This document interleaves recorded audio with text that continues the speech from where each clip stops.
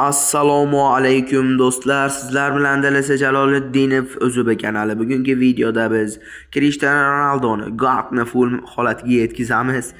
Videoga like bosib, obuna tugmachasini bosib qo'ying. Telegram kanalimga o'tib qo'yishni ham unutmang. Albatta Telegram kanalim video opsiyaniyasida va kommentariyada pin holatda qilib qo'yaman. Xo'sh, videoda mana Isco va Luka Modricni texnika to'g'riroq bloklab qo'yganman. Ularga texnika kuchaytirgich berish kerak va biz bugungi videoda Cristianoni full holatiga yetkazamiz va biz o'tgan galgi videomizda qilgan 10 ta open pakimiz, 10 ta agentni bugungi videoda sotib yuboramiz. Xo'sh, bizda yetarlicha darvozabonlar ham bor va endi biz bu futbolchilarni texnikaga sotamiz, chunki bizda fitness kuchaytirgichlar yetarlicha bor. Texnikada esa biroz kamroq va texnika kuchaytirgichlarga sotayotganimdan maqsad albatta Luka Modric va Isconi full qilish bo'ladi jigarlar. Va mana biz Munetsi, Jellichlarni sotib yubordik va bizda ikkita sariq McAllister hamda Kylian Mbappe qolmoqda. Mbappeni ham albatta sotib yuboramiz.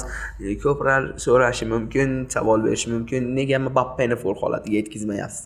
Mbappedan 400 test chiqadi ham, uning str darajasini 100 qilishning deyarli hojati ham yo'q, chunki uni ko'pchilik qanot hujumida ham o'ynatadi, chunki o'rtada Haaland bo'ladi ko'plarda. Mbappe pasayib ketmaydigan futbolchi, shuning uchun uni full qilganim yo'q. Sotib yuboraman va Cristiano Ronaldoni full qilamiz endi. Jonini to'ldirib oldik. Ko'pchilikda ko'rgansiz Cristianodan 400 va bitta 98 holati chiqqan va men xuddi shu narsani faqat fitness bosaman, chunki zarbasi o'zi 92 darajada, uni kuchaytiraman, 100 qilaman deb texnika bossangiz albatta 100 chiqarishingiz ham juda qiyin bo'lib qoladi va fitness holatlari juda ham past bo'lib qoladi. Hujumchi Cristiano, unga tezlik kerak va biz albatta fitness bosamiz. Bizda 264 ta kuchaytirgich bor va biz kuchaytirishni boshlab olamiz. Cristiano Ronaldo hozirning o'zida 83 darajaga yo'q, hali erishgani yo'q. Hop. Va mana endi Cristiano 83 darajaga erishar. Yo'q, hali ham erishgani yo'q. Va mana endi 83 darajaga o'tdi Cristiano. Cristianoning biz xohlaymizki tezlanishi 100 va sta darajasi 100 bo'lib, sta darajasi 98 bo'lib qolishini xohlaymiz. Lekin unday holat juda kamdan kam odamlarga bo'ladi. Sta darajasi ham 98 bo'lsa mayli, lekin tezlanishi 100 bo'lishi kerak. Cristianodan undan oldin yana bir marotaba Cristianoni eski kanalimda full qilgandim. Unda tezlanish 98 bo'lib qolgandi, tezlik 100, stat 100, str ham 100 va mana bizda birinchi rekord bo'lmoqda. Va hozircha hamma narsasi yashilga o'tib bo'ldi. 80+ holatda har bir darajasi 83, 83, 83, 88. Va mana o'sha darajasi 89 holatiga ham yetdi Cristianoda. Bu degani Cristianoda 299, 200 bo'lib qolsa hali. Unday bo'lmaydi degan umiddaman va kuchaytirishlarda davom etamiz. Xo'sh, Cristianoni nega full qilyapsiz deyishingiz mumkin. Cristiano menimcha 81 holatga ham keltirib qo'yadi bu dilisi.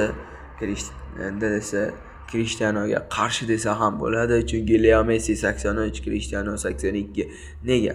Chunki Cristiano Messidan hozirgi kunda 40 yoshda ham Messidan yaxshi o'yin ko'rsatmoqda. Ko'proq gol uryapti. Amerika chempionatida qimirlamaydigan himoyachilarga qarshi emas, Saudiyada barcha qimmat transferlar qilayotgan Inigo Martinez, Kalidou Koulibaly, yana mashhur himoyachilarga qarshi o'ynayapti. Inigo Martinez o'z jamoadoshi bo'lsa ham aytib o'taman.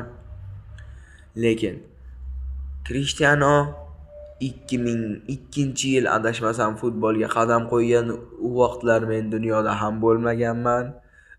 Xo'p, Cristiano o'shandan beri har bir mavsumda fenomenal darajada o'ynab kelmoqda. Cristiano shu uchun mening kumirim Cristiano va biz mana hozirda 214 ta kuchaytirish qoldi. 50 ta kuchaytirgich bosdik Cristianoga va hali hanuzgacha 100 holat chiqara olmadik.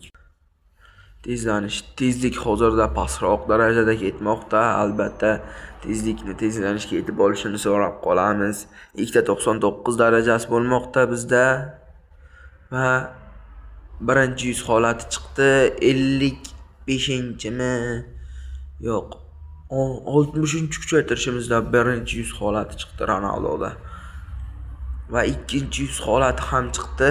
62 kuchaytirgichimiz bosganimizda adashmaydigan bo'lsam albatta tezlikka tushmoqda va yana bir marotaba tezlik 89, tezlanish 90 holatida.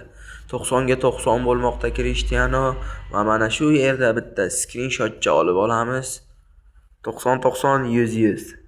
Shu holatda fitness texnika bossa bo'ladi, lekin zarbasi o'shanda ham 100 bo'lmay qolsa xunuk holat bo'lib qoladi. Shuning uchun fitness bosganimiz ma'qul. Tezlikka qo'shilmoqda va yana tezlanishga qo'shilmoqda. Va tezlik va tezlanish bir xil holatda. Tezlik 93, tezlik 94, 93 ga 94, 95, 93, 94, 95, 96, 98 bo'lib ketdi break xos natijasida. Va bizda sanoqli kuchaytirgichlar ketadigan joy qoldi. 3 ta yoki 4 ta kuchaytirgich ketadi. Yo'q, ko'proq ham ketsa kerak. 99 tezlik va tezlik 100 holatga yetdi va yana bitta skrinshot olib olamiz. Cristianoda 194 100.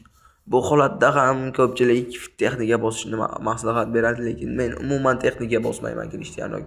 Chunki shot darajasi o'zi 92, ko'k holatda, ya'ni 92 dan baland qilishning ham hojati yo'q, bari 100 bo'lmaydi va 92, 93, 94 nima farqi bor? 1 daraja, 2 daraja qo'shilganini. Undan ko'ra tezlanish ham 98 bo'lsa kerak. Bu videoda ham o'tgan videomdagidek. O'tgan demayman, ancha avval olgandim Cristianoni 98 tezlanish holatda full qilganimda. U eski kanalimda edi, bu yangi kanalda. Eski kanalimdan meni kuzatayotganlar bo'lsa hammaga salom aytib qo'yaman va yana bitta skrinshot olaman. Bu skrinshotlarning barchasi video qo'yilishidan ancha avval, video olingan vaqtda 3-4 kun, bir hafta oldinroq Telegram kanalda tashlab boriladi jigarlar va keyingi videoda biz Isco va Luka Modricni full holatga yetkazamiz. Hammaga xayr, sog', salomat bo'ling.